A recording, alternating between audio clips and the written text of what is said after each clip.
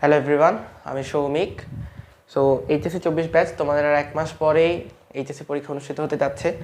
তো 2-3 জন আমাকে জিজ্ঞাসা করেছো যে ভাইয়া কেমিস্ট্রি ফার্স্ট পেপারের একটা সাজেশন দিতেন।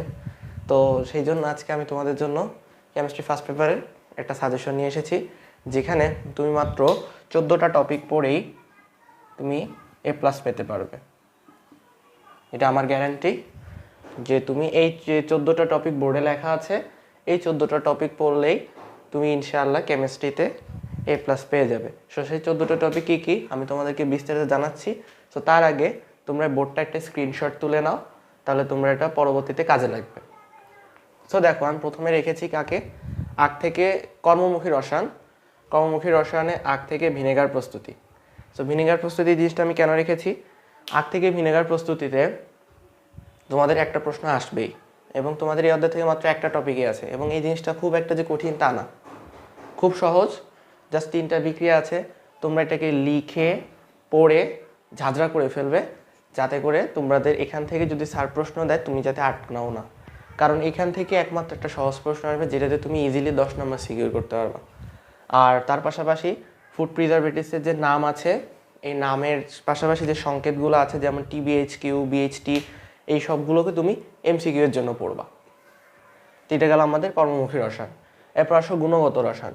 গুণগত রসায়নের মধ্যে আছে কোয়ান্টাম সংখ্যা, আছে বর্ণালীর ম্যাথ, দ্রাব্যতার ম্যাথ, আয়ন শনাক্তকরণ। এখন আমি আয়ন শনাক্তকরণে কিছু বলতে চাই, তুমি বলবা যে ভাই আমার তো আয়ন শনাক্তকরণ মনে থাকছে না, আমি কি করব।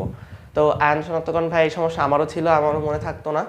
তো আমি কি টেকনিক ইউজ করছিলাম সেটা হচ্ছে, প্রতিদিন আয়ন শনাক্তকরণের যে বিক্রিয়াগুলো আছে, যে সোডিয়াম আয়নের পরীক্ষা, তারপরে ক্লোরাইড আয়ন, তারপর ক্যালসিয়াম আয়ন, এসবগুলো আয়নের যে বিক্রিয়া ছিল সেগুলোকে আমি প্রতিদিন লিখতাম, দেখে দেখে খাতার মধ্যে লিখতাম। 1 সপ্তাহ পরে আমার সব কিছু বিক্রিয়া আয়ত্তে চলে আসছিল। সো তুমি এই টেকনিকটা ট্রাই করতে পারো। তবে এখানে আমি একটা কথা বলবো যে আয়ন শনাক্তকরণ তোমার আসবে হয় MCQতে আসবে, যে সোডিয়াম আয়নের নিশ্চিতকারী পরীক্ষা কোনটা, বা কোন বিকারক দ্বারা সোডিয়াম আয়ন পরীক্ষা করা হয়, বা তোমার 2 মার্কের কোশ্চেনে আসে। সো তোমার যদি আয়ন শনাক্তকরণ মুখস্থ না থাকে ভাইয়া, তুমি চাইলে এটাকে স্কিপ করতে পারো। বাট আমি বলবো যে তুমি যদি আমার মতো একটু 1 সপ্তাহ টাইম দাও, প্রতিদিন 10 মিনিটও লাগে না, একটু লিখলে তোমার হয়ে যাবে। আর এখানে গুণগত রসায়নের যে বর্ণালী এবং দ্রাব্যতা, যে দ্রাব্যতা গুণফল, আয়নিক গুণফল, এইসব যে ম্যাথগুলো আসে, ম্যাথগুলো প্রতিবারই আসে। সো বর্ণালী থেকে একটা সৃজনশীল আসে, আর দ্রাব্যতা থেকে তোমার একটা সৃজনশীল আসে।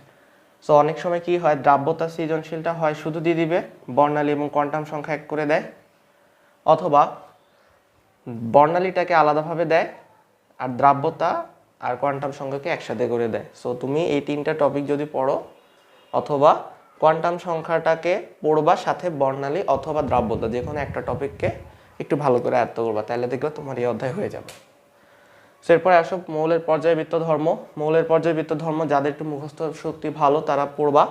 যে প্রথমে পড়বা হচ্ছে সংকরায়ন, পড়বা যৌগের বিভিন্ন যৌগের গঠন, যেমন অ্যামোনিয়া, NH3, NH4+ আয়ন, পানি, তারপরে PCl5, CH4, এইসব যৌগের গঠনগুলো তোমরা একটু ভালো করে পড়বা।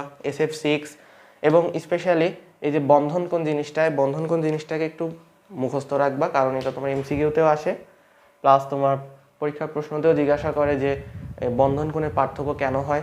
তো তুমি সংকরায়নের জিনিসটা, মানে মোট কথা হচ্ছে সংকরায়ন ভালোভাবে পড়লে তুমি একটা সৃজনশীল কমন পাবাই। তার পাশাপাশি পড়বা হচ্ছে হাইড্রোজেন বন্ধন। হাইড্রোজেন বন্ধনের মধ্যে তুমি কি জিনিস পড়বা, হাইড্রোজেন বন্ধনের মধ্যে তুমি পড়বা হচ্ছে ওই পানি কেন তরল, হাইড্রোজেন সালফাইড কেন গ্যাস, এইসব যে ব্যাখ্যা আছে, এই ব্যাখ্যাগুলোকে তুমি হাইড্রোজেন বন্ধনে পড়ে ফেলবা। এরপর ফাজানি নীতির সাহায্যে যে পোলারায়ন হয়, যে কোন যৌগে পোলারায়ন বেশি কোন যৌগে কম, এগুলো তোমার MCQতে আসে। এবং মৌলের পর্যায়বৃত্ত যে ক্রম আছে, যে আয়নিক ধর্ম, তারপরে ইলেকট্রন আসক্তি, তড়িৎ ঋণাত্মকতার ক্রম, তারপর ব্যতিক্রম, যেমন ফ্লোরিনের চেয়ে ক্লোরিনের ইলেকট্রন আসক্তি বেশি, নাইট্রোজেনের আয়নীকরণ শক্তি অক্সিজেনের চেয়ে বেশি, এই যেরকম কিছু ব্যতিক্রম সহ তুমি পর্যায়বৃত্ত ক্রমগুলোকে এক নজরে মুখস্থ করে ফেলবা। সো তাইলে আমার এই অধ্যায়টা আমার কমপ্লিট হয়ে যাবে। সো এরপরে আসো আমার রাসায়নিক পরিবর্তন। এই চ্যাপ্টারটা অনেক বড়। সো এই চ্যাপ্টার থেকে 5টা টপিক পড়লে তুমি 2টা সৃজনশীল কমন পাবা।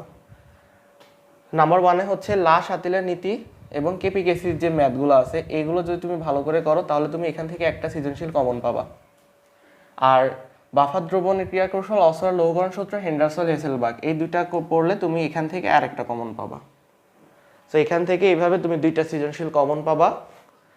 আর গুণগত রসায়ন থেকে তুমি এরকম দুইটা সৃজনশীল পাবা, আগ থেকে ভিনেগার প্রস্তুতি একটা পাবা। সো তোমার যদি টোটাল এইভাবে তুমি যদি আইডিয়া রাখতে পারো তাহলে তুমি 5টা সৃজনশীল কমন পাবা। এখন লাশ হাতিয়ালার নীতির মধ্যে কি পড়বা?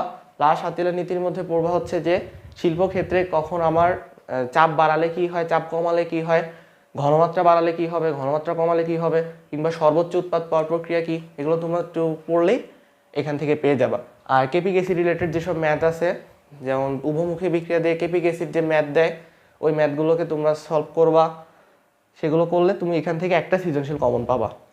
আর বাফার দ্রবণের ক্রিয়া কৌশল যেমন হচ্ছে এটা একটা বক্স দিয়ে তোমরা একটা সৃজনশীল করো না, যে হাইড্রোজেন আয়ন, পানি থেকে হাইড্রোজেন আয়ন এসে নিয়ে যাবে H2O। সো এরকম যে বক্স দিয়ে করো, ওই যে ক্রিয়া কৌশলটা করলে তুমি একটা সৃজনশীল কমন পাবা।